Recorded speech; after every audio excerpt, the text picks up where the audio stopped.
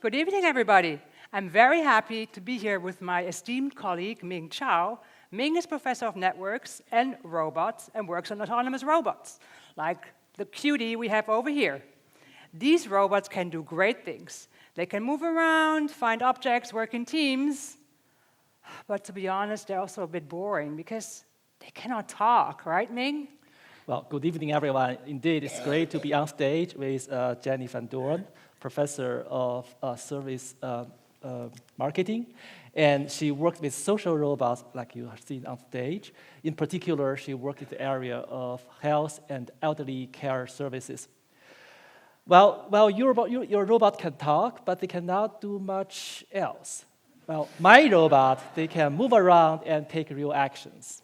Yeah, but the talking is rather important, to be honest. I mean, you know that we are facing huge personnel shortages in healthcare and elderly care, but also in our sector, right, education. And, what do we do the whole day, you and me? We talk, right? In sectors like health, elderly care, education, the talking is rather important. So how can a robot like yours test the knowledge of a student, or remind an elderly person of a doctor's appointment, or convince them to take their medicine? Well, just to remind someone to take their medicine is useless if you cannot really take the medicine to the person. Well, my robot can really do the task. Let me show you how this might work. Okay. So this robot comes to stage, and this new environment, he's not familiar with the environment, then he's doing the scanning, the 360-degree scanning, and as you can see in the movie, it's really building a three-dimensional map in real time using cameras and all kinds of sensors on board. And then during this map building process, it can also label all those objects that are interesting, important, or strange. That sounds super complicated. So I have to program to be able to do something with the robot, right? Don't listen, Ming. I cannot program. Wow. So just relax. So our lab has enabled those robots to be able to communicate using very simple interface like ChatGPT. You can talk, you can tap, and just using your daily language, like GPT saying, okay, there is something like a green plant that is of interest to everyone. And then you can just tell the robot, now move to the plant, and then that will take place. So you don't need to do the coding itself. ChatGPT or our interface can help you to do that. Okay, but I believe anybody in the audience can spot a plant like that in a second, right? And much quicker than your robot to say that there's a green plant in the room. So well, come on. It can do much more than just finding a plant. It can also find this room. There's a hidden pipeline that is leaking, and then using the sensor and doing all the onboard processing, this can find the potential location. And what's more important, can do the planning and try to find the optimal path, the shortest path, going from its current location to a potential leakage location. Okay. And that can all happen in real time. What's the robot doing now? Well, I think maybe we're back to the topic of handling in medicine. There's a bottle of paracetamol, and then you might need it. Okay. Yeah, it's true. I'm getting rather tired, robot, but I'm not sure pills are going to help me here. Coffee? Cappuccino, maybe? Well, he's listening to you, and then he's processing, and then you mentioned that pills might help you, but then he's thinking, well, is the pill the right, appropriate solution at this stage? Are you sure? This looks out of control, Ming. He's supposed to deliver that to you, but I'm not sure why he's moving. Is he going to blow us all up? Let me check what's happening. Oh, now I see.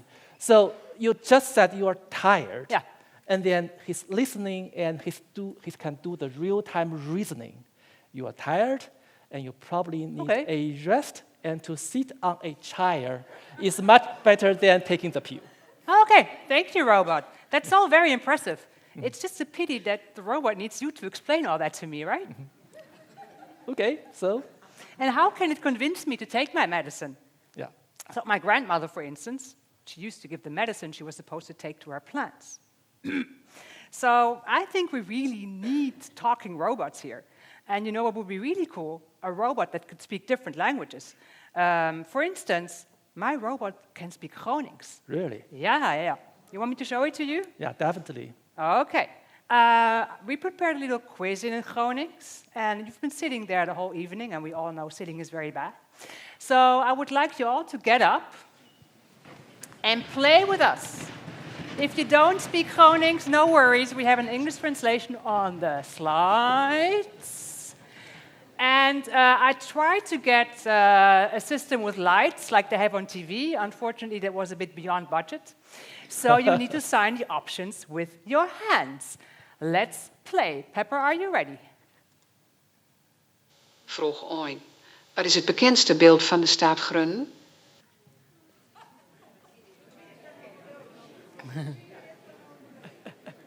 Die mogelijkheden binnen. Bakje, blode bed, een veeghuis of het peert van Hommeloeks. So please sign with your hands which option you're going for. Het bekendste beeld van de staat Groningen? Okay. And the right answer is, Pepper? Bakje, blode He's bed, now repeating. een veeghuis of het peert van Hommeloeks. Okay, the right option is? Goeie antwoord is peert van Hommeloeks. Very good. So please, if you had the right answer, keep standing. If not, you may sit down. Everybody is still standing. That's really good. Second question. Goeie antwoord is peert van Hommeloeks. He was on the whole evening, so he's a bit Vraag overheated. 2. Uit welke gemeente komt de Grunnige zanger Ede Staal? Ooh, Die yes. mogelijkheden binnen. Uit het Hoge Land, uit Oldambt, uit Pekool of uit Westerwolde. Please sign again with your hands. Which option? Pepper. Het goeie antwoord is gemeente het Hoge Land. Ah, I see people sitting here.